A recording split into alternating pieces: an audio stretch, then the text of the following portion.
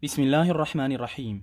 Islam is different from every other thing of kufr that exists out there because Islam has dictated every single aspect of a Muslim's life, how we are to behave, how we are to transact, how we are to live our lives every single step of the way. And amongst things that the Sharia has taught us is how we should do our transactions. From a kafir perspective, in the world of kufr, a person is deemed as being a shrewd businessman when you can drive the price down so low that you steal it out from a person and they say, you know, I got it at a steal. And likewise, when you sell it at an exorbitant price because, as they say, there's a sucker born every minute. That's the way the kafir has an outlook towards things.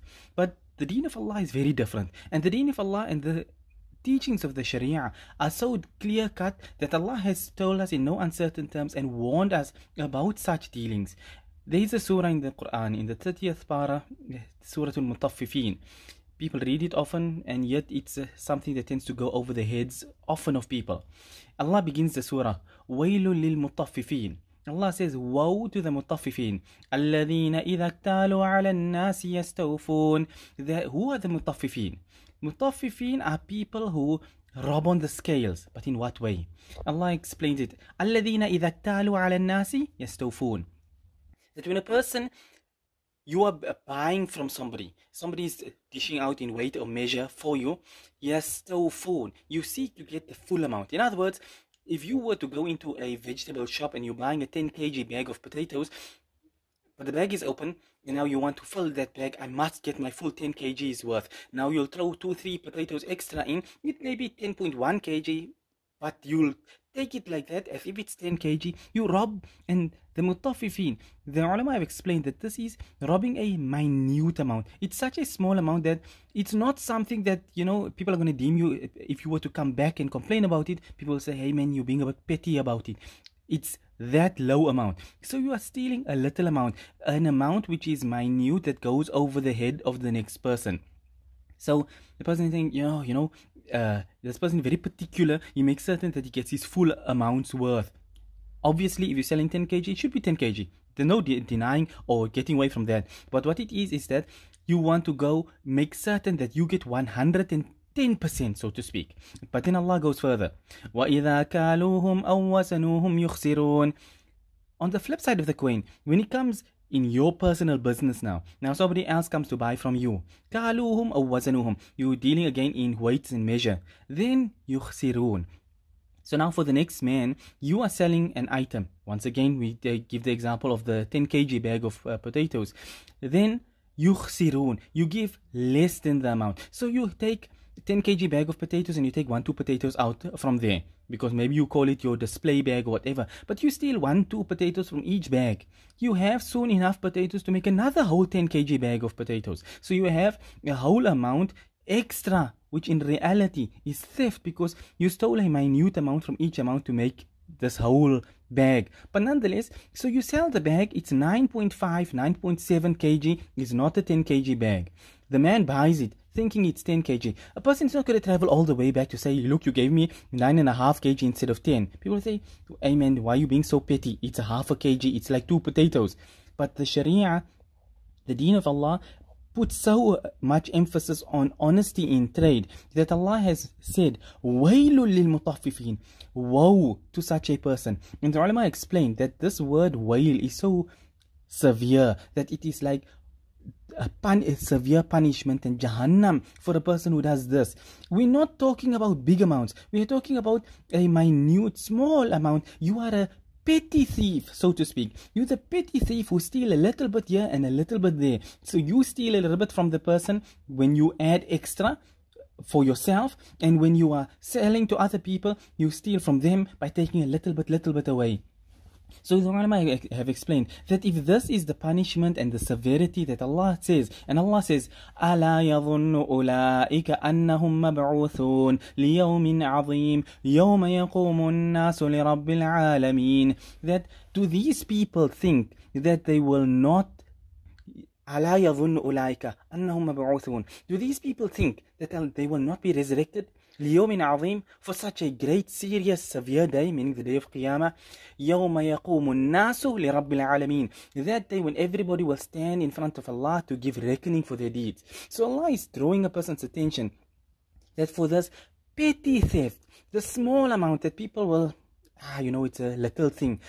Allah draws such an important, or at least attaches such a severe warning to it for the small theft. What still for the big theft? In a world of kufr, if somebody comes and they're selling you something which is worth R1,000,000, and you can get it from them because you drive a hard bargain, you know they are down on their luck, they need something just to put some food on the table, so now you'll give it to them, I'll buy it, I don't really need it, but I'll take it from you for less than half its value. I can easily sell this for 1.5 million. I'll give you 500,000 for it. In such terminologies, as an example, the kafir will say, you are a real businessman. That's when you know how to do business. But the Sharia says that such a person is a fraud. It's something serious. A person will be questioned. That Allah says, do you think you will not stand in front of Allah and answer on the day of Qiyamah for this? So if Allah is going to question you with regards to little petty theft, where then does a person stand when you are robbing big serious things? And the ulama have explained that Allah uses the example of the petty theft things like this here, but it is not limited only to a financial perspective. Even if it comes to a person's rights, when I want my rights in full, even over and above my rights, I want it all. Everyone must make certain they fulfill every single thing for me. That is from the mutaffifin as well. No money is being exchanged hands here.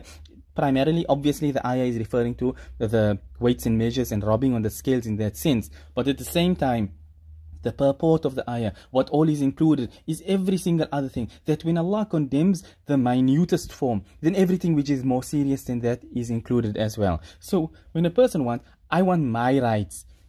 But when it comes to the rights of others, like what's the big deal? It's easy to trample on the rights of others as long as my rights are fulfilled. As long as I get everything. As long as everything I want must be there. Too bad if other people, if you are naive, you're foolish, you're dumb, you don't know, you're living in a bubble, you're living in a cloud, you don't know what's going on around you, so I can rob you. I didn't actually rob you, I just offered you something. You didn't know the value of this that you had in your possession, and so on and so forth. That's the way of the kuffar. The ulama of the past, if something was worth a great deal and a person came to sell it for a low amount and he did not know the value of it, then they would tell him, this is worth so much more. People found examples of this in the great Imam Abu Hanifa rahimahullah, because that is what made at-tajiru as-saduq al-amin, as Rasulullah sallallahu alayhi wasallam told us, that the honest, uprighteous trader, he will be with the shuhada and the anbiya alayhi salatu wasalam.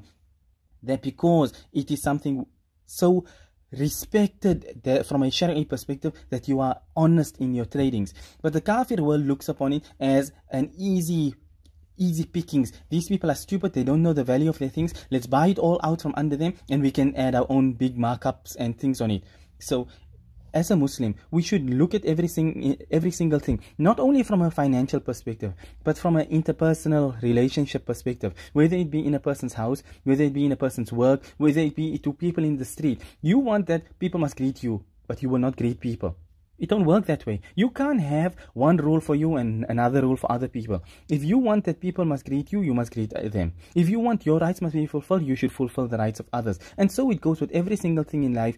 Make certain that you do what you are supposed to, and then Allah will give you that which is due to you as well. And if you happen that people fall short in regards to you, then Allah will set such things right. But that does not mean that you as an individual, because everyone else are crooks, I should join and be a crook as well. The deen of Allah has set things in clear terms, and our duty is to follow the law of the Sharia, not the law of kufr and every other kafir out there.